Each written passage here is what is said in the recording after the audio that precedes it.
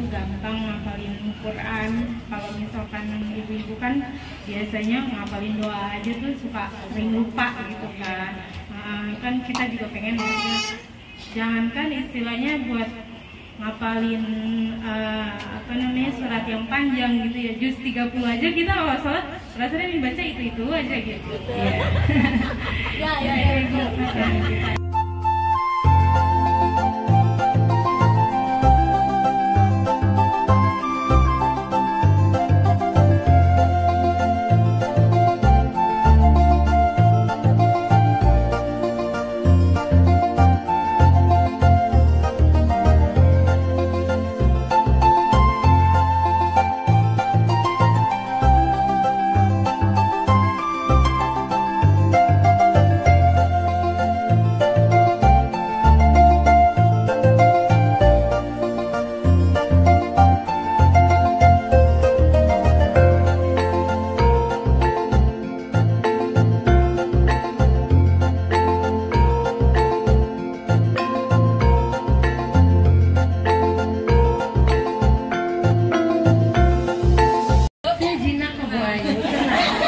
Tapi saya ngulus-ngulus beliau ya tadi.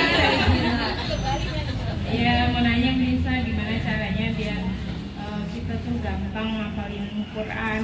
Kalau misalkan ibu-ibu kan biasanya ngapalin doa aja tuh suka sering lupa gitu kan. Kan kita juga pengen jangankan istilahnya buat ngapalin surat yang panjang gitu ya, juz 30 aja kita kalau sholat rasanya dibaca itu aja gitu. Ya, Bismillahirrahmanirrahim. Pertama, kalau menghafal Quran, ikhlaskan aja dulu Bu Ayu ya. Karena saya juga dulu begitu. Masang niatnya gini ya. Ya Allah, jangan matikan saya sebelum saya menghafal 30 juz gitu ya. Nah, setelah saya berkumpul dengan teman-teman yang menghafal Quran dalam sebuah sekolah tahfiz Quran, saya menemukan bahwa bukan seperti itu doanya. Doanya harus kita luruskan, yaitu ya Allah, jaga hati saya agar tetap istiqomah menghafal Quran ya. Seperti itu. Jadi bukan matikan saya, jangan matikan saya gitu. Nah, lalu kata-kata matikan, wafatkan saya atau matikan saya dalam keadaan sedang menghafal Quran. Jadi nggak usah pakai target 30 juz atau berapa juz ya, tapi lebih kepada keikhlasan. Jadi kita minta diwafatkan sedang belajar Quran atau sedang menghafal Quran gitu kan. Karena memang di dalam hadis dijanjikan bagi orang-orang yang membaca Quran dengan terbata-bata akan mendapat 2 pahala ya, asal dia usaha. Sedangkan yang lancar balasannya apa? Bersama para malaikat ya. Jadi seperti itu. Jadi pahalanya aja terbata-bata 2. Nah sekarang kalau menghafal gimana Punisa? Ribet nih, banyak urusan. Nah guru saya mengajarkan bahwa harus cinta dulu dengan apa yang sedang kita kerjakan ya. Jadi kita cinta dulu menghafal itu. Kenapa sih kita mau menghafal? Bisa jadi karena motivasi ingin nanti pada saat meninggal ya, itu hadisnya sahih, kita ingin dipanggil oleh Allah, naiklah engkau dengan bacaan terbaikmu ya. Itu kan luar biasa, dipanggil sama Allah, naik kamu hai ruh ya, naik dengan bacaan terbaikmu ya. Kita pahami dulu itu. Wah ya Allah ya, begitu indahnya untuk orang-orang yang membaca Quran, belajar dengan tartil lalu menghafalkannya. Kemudian yang paling penting lagi dari semua itu, menghafal itu jangan sedih kalau nggak hafal-hafal ya. Ya, udah nggak hafal-hafal sedih, tutup tuh Quran, dipindah diganti sinetron, pusing. Padahal kita saat membaca Quran sedang hafal ngulang-ngulang satu ayat nggak selesai. Kalau coba dibaca nih mungkin Yasin kurang panjang. Oh kurang panjang ya kata ustazanya. Ketukannya panjangin 6 tuh di belakang. Salah lagi 5 tangguh. Nggak selesai ngafalnya ya. Kita putus asa ya. Padahal apa? Kita itu lagi diundang di taman yang begitu indah. Kalau kita di dalam taman mau nggak berlama-lama? Mau ya? Nggak mau cepet-cepet pergi ya? Ini kita diundang di taman yang indah, malah kita mau cepet-cepet pergi. Iya Bun, benar. Jadi itu.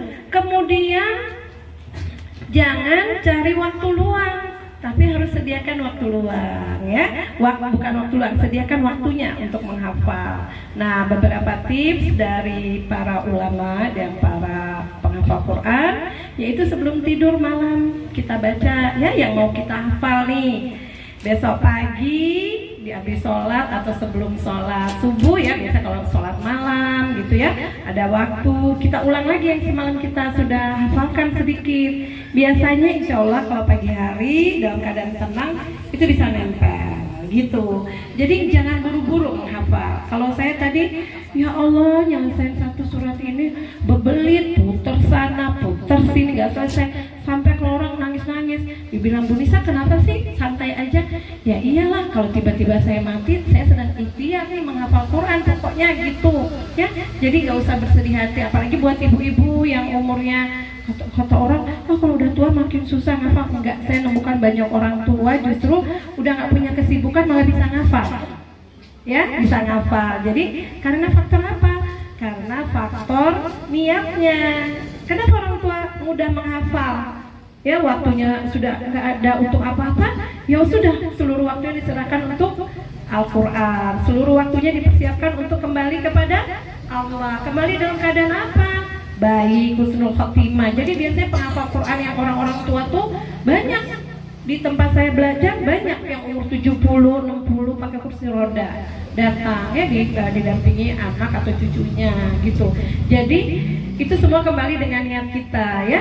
Jadi kalau misalnya kita merasa kok susah, apakah kita ada dosa, nggak usah khawatir Bu, semua kita punya dosa ya. Ya udah istighfar aja, dekep itu Quran ya, ciumin gitu ya, ciumin gitu ya. Nah kita kadang-kadang juga kalau menghafal Quran kan hatinya kemana, Qurannya juga yang seketemunya gitu. Nah besok jangan seketemunya, udah satu itu aja ya, dipegang, dielus-elus, diciumin gitu ya.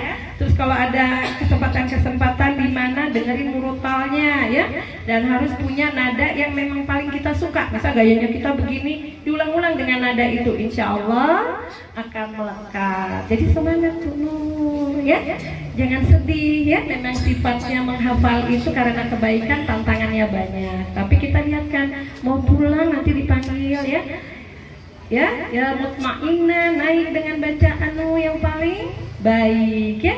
Kalau dipanggil dengan seluruhnya dinaikkan dengan diminta dengan bacaan yang terbaik, kehormatan nggak buat kita? Kehormatan ya. Itu saja dari saya. Ibu-ibu yang saya cintai karena Allah, jalan ke pasar Bintara, tak lupa membeli mangga. Selamat sore ibu-ibu yang cantik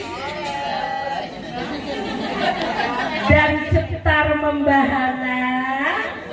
Ya cakepnya makin lemah, tadi udah ditambah-tambah tuh ya. Selamat sore ibu-ibu yang cetar membahana.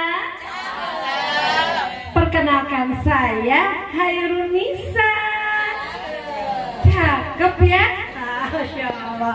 Yang cakep Hairunisanya atau pantunnya yang cakep? Dua-duanya, alhamdulillah.